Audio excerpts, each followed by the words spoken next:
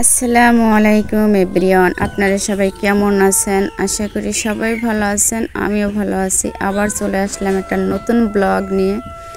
আজকের ব্লগটাও ছোট্ট করে করব। ইদারিং আমি বেশি ব্লগ বড় করতে পারি না। আজকে আমার ভাইয়ে আয়োজন করছে খাবারের জন্য, আমাদের দাওয়াত করেছে। তো কি কি আয়োজন করেছে আপনাদের আমি দেখাইতেছি। এখানে আছে পোলাও, ডাল, সালাদ, তারপরে মুরগির গোশ আছে, ভালো ভাত আছে, গরুর গোশ আছে। তো খাবারটা দেখে অনেক ভালো দেখাইতেছে, কালারটা অনেক সুন্দর আসছে। হয়তো অনেকে বলতে পারেন নিজেরা পাক করছে আর প্রশংসা করতেছে। আপনারাই কমেন্ট করবেন অবশ্য খাবারের কালারটা কীরকম হয়েছে। দেখে মনে হইতেছে তরকারিটা অনেক স্বাদ হয়েছে। তো আমি খেয়ে বলবো অবশ্য আপনাদের কেমন হয়েছে। তো আপনাদের কাছে একটা অনুরোধ, যদি আমার ফেসবুক পেজ থেকে দেখেন পেজটাকে ফলো দিয়ে দিবেন, আর যদি ইউটিউব থেকে দেখেন আমার ইউটিউব চ্যানেলটা সাবস্ক্রাইব করে দিবেন। আর আমি সবাইকে সবসময় সাপোর্ট করি, আমি কখনো কাউকে এড়িয়ে যাই না। তো ভিডিওটা কেমন হয় অবশ্যই আপনারা কমেন্টে জানাবেন। আর আজকে অনেকটা বৃষ্টি বৃষ্টি ভাব, খাওয়া দাওয়া শেষ করলাম আর দেখেন কি পরিমাণে বৃষ্টি শুরু হয়েছে। এতদিন তো সবাই বৃষ্টির জন্য অনেক কান্নাকাটি হাহাকার করেছে, তো এখন ফাইনালি বৃষ্টি নামতেছে। তবে দারুণ বৃষ্টি হয়েছে, যেটুক সময় বৃষ্টি নেমেছে খুব সুন্দর বৃষ্টি নেমেছে। আর এই বৃষ্টির কারণে অনেকের ফসল নষ্ট হয়ে গেছে। যদি আর 10-12টা দিন বৃষ্টিটা আগে আসতো তাহলে আরেকটু ভালো হতো। আর আমাদের ওই সামনের ঘরটা দেখেন সামনের দিকে ঝুঁকে গেছে, ওটা হচ্ছে আমাদের ছাগলের ঘর।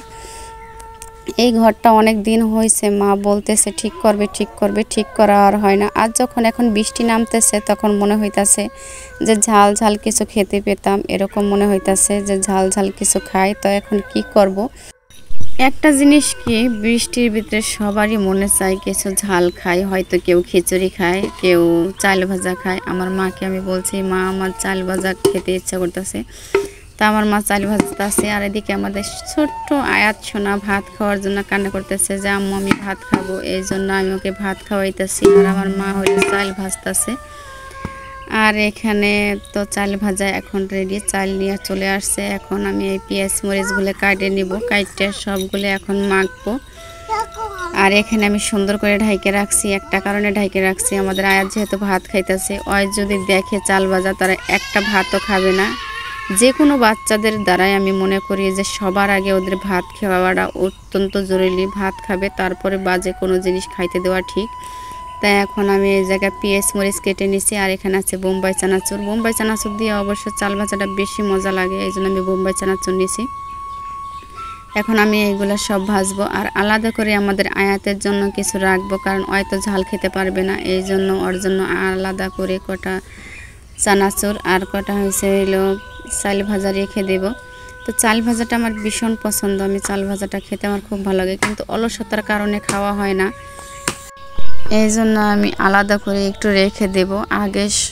এখন একটা ঝামেলা পড়ে গেলাম, আমার এখানে একটা জিনিস নেই। এটা হয়েছে হলো আজকে আমাদের সরিষার তেল নেই, সরিষার তেল ছাড়াই খেতে হবে। এই জন্য সরিষার তেল ছাড়াই মাখতে হবে, কারণ সরিষার তেলটা দিলে একটু ভালো হতো অবশ্য। এই জায়াতের জন্য আমি এক মুঠ রেখে দিতেছি। তবে আমাদের মাদারীপুর জেলা কি ফরিদপুর জেলা, এইসব জেলায় সবচেয়ে মানুষ বৃষ্টির ভিতরে একটা জিনিস বেশি খায়, সেটা হচ্ছে বাদাম ভাজা আর চাল ভাজা। এই দুইটা জিনিস বেশি খায়। তা এখন এই সময় তো বাদাম নেই, বাদামের সিজন না অবশ্য। এই সময় বাদাম শুধু মানুষের লাগাইছে, উঠতে আরও 2 মাস সময় লাগবে। এই জন্য আমরা আজকে চাল ভাজা আর খাইতেছি। আর কয়দিন পর দেখবেন শুধু সবাই বাদাম আর বাদাম। এই বৃষ্টির ভিতরে সবাই বাদাম ভাজাটা খেতে ভীষণ পছন্দ করে। আর এই জন্য চাল ভাজা মাখছি ঠিকই, কিন্তু মনে করেন কিছুর সাথে কিছু লাগেনি, কীরকম দেখা যেতেছে। একটা কারণে দেখা যেতেছে যে সরিষার তেল দিলে অবশ্যই বেশি ভালো হতো, সরিষার তেল যেহেতু নাই। তো আমি ভিডিওটা আর বেশি বড় করব না। যদি ভিডিওটা ভালো লাগে অবশ্যই একটা লাইক দিবেন, আর একটা কমেন্ট করে জানাবেন ভিডিওটা কেমন লাগলো। এতক্ষণ যারা যারা ভিডিওটা দেখলেন তাদের অসংখ্য ধন্যবাদ। যদি কেউ নতুন হয়ে থাকেন আমার পেজটা ফলো দিয়ে দেবেন, ইউটিউব থেকে দেখলে আমার চ্যানেলটা সাবস্ক্রাইব করে দেবেন। আপনারা সবাই ভালো থাকেন, সুস্থ থাকেন, এই কামনা নিয়ে ভিডিওটা আমি এখানেই শেষ করছি। আল্লাহ হাফেজ।